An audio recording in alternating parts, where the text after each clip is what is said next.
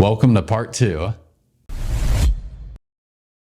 Welcome back to the New Nurse Guidebook. My name is Pierre Lafore, and if you're new to the channel, the purpose of this channel is to help new graduate nurses live healthier, wealthier, more fulfilling lives. This is part 2 in a 2-part series talking about what jobs and care environments can I work in as a new graduate nurse. In our last video, we talked about in-hospital or bedside nursing jobs, and today we're going to talk about outside of hospital or away from the bedside nursing jobs. So these are a few. I don't know a ton in depth on these positions, and if you'd like me to go further on it, I'd be more than happy to reach out and interview some nurses who work in these positions. And if you know somebody who would be open to interview, I'd be completely down to interview them. But with that being said, let's move into the video. Primary care clinics. This is going to be like your urgent cares or your doctor's offices. It's usually chiller 9 to 5.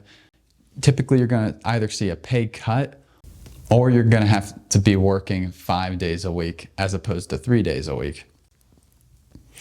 You're going to be doing intakes, writing, getting information from your patients, doing assessments, giving vaccines, that fun stuff, medical treatments.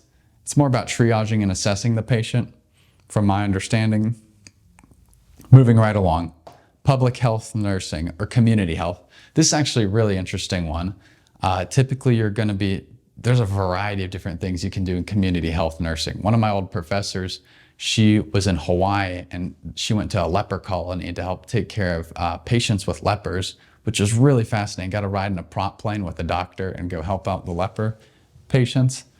Community health, you can be giving vaccines, you can be doing clinics, you can be doing like informational education sessions on the community and educating them on medical stuff. There's a broad spectrum of what you can do as a community health nurse. School nursing. I used to always joke in middle school that our school nurse, Miss Lattimore, if you came to her, you get a bag of ice, and that's all you get. Typically, school nursing is pretty chill. You know, you got the same life balance as a teacher, so you're off in the summer times, and you're working from 7 a.m. to 3 p.m., and you're administering medications to people who, I just thought of a good one. You're typically administering medications to students who have them and need them and have a form from their parents. I have a friend who went from travel nursing to school nursing, so I'll have to see if I can interview her. That might be down the road. Home health care nursing. Home health care nursing is typically when a patient's sent home. They could have a feeding tube. They could need IV medications and have a long-term IV line placed for IV antibiotics or something like that. They could have a gnarly wound that needs to be dressed and changed by a nurse. So in home health care is pretty cool. You drive your car to their house, you come in and you provide the care and you go out. I've heard of people who cluster all of their home health visits for 2 days a week, and then one day they chart and then they're off the rest of the week. But with home health, you're also always on call in a way, depending on what type of patients you're taking care of. So that's one thing to take into consideration. My friend Kyle, I believe, does home health care, so I'll have to see if I can pick his brain on that. Moving right along, we've got long-term care or assisted living facilities. Now, from my understanding, there's 3 ways to break that down with long-term care. You've got your nursing homes. So a nurse who's in a nursing home, you're kind of like the power broker. You'll be the one who's assessing elderly patients, giving them vaccines, helping them with medication administration. And you'll typically have LPNs and LVNs who are providing more hands-on care for patient. A lot of your duty, from my understanding in a nursing home as a nurse, is paperwork. And then we also have LTACs, long-term acute care. These are your patients who have trachs and are on ventilators, and they're sick. They're sick, and usually, this is going to sound morbid, but a lot of patients will die in LTACs.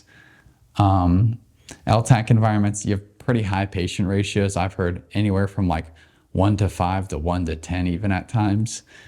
LTACs can be a little sketchy sometimes. We also have our rehab facilities. These are patients who are stable enough to not need to be in the bedside, but they still need care while they're getting better and better. So typically patients will go to a rehab facility and you'll have nurses for that.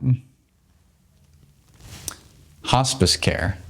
Hospice care is what my grandfather said was the most satisfying and favorite nursing he did. In hospice, you're taking care of people at the end of their life. You're keeping them comfortable and you're consoling the family and just helping the patient go on to the next phase in their life. And it's pretty honorable, especially when the patient is at peace with everything and they're on terms and they're happy. It can be very fulfilling to help take care of these patients because they're not fighting on to hold life and white knuckling it even when it's unrealistic. Hospice nursing can be very satisfying. You're driving your car around, you're meeting the patients where they are.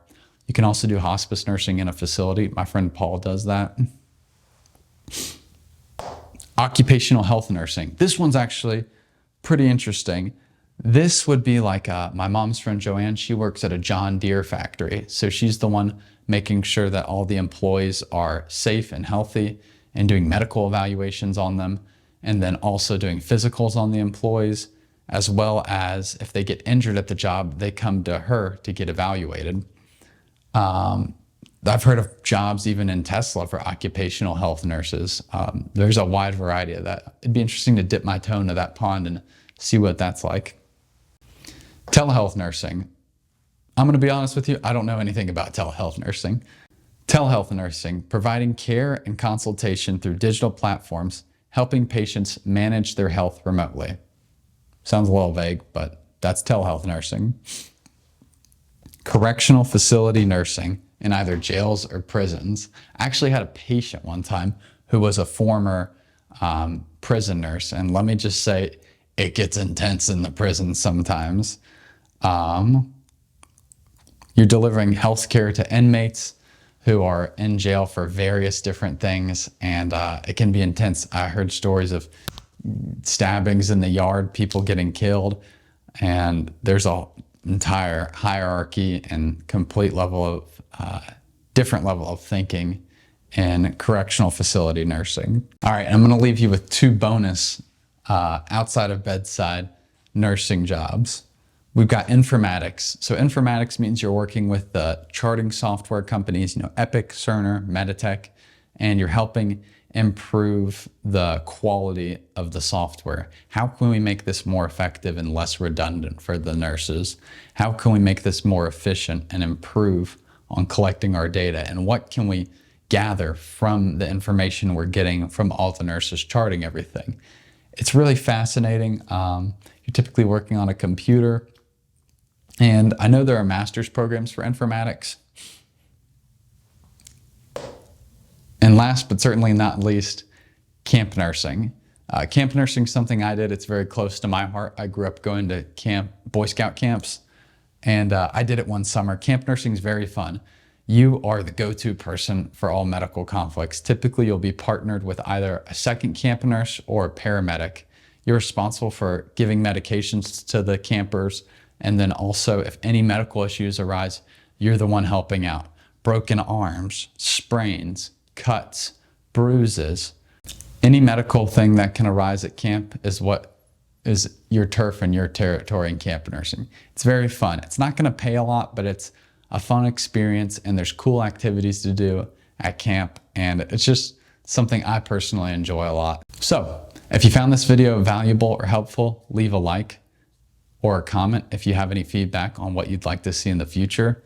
Yeah, if you know somebody who would benefit from this video, please share it with them. This is Pierre LaForce signing off with the New Nurse Guidebook. I'll see you in the next one.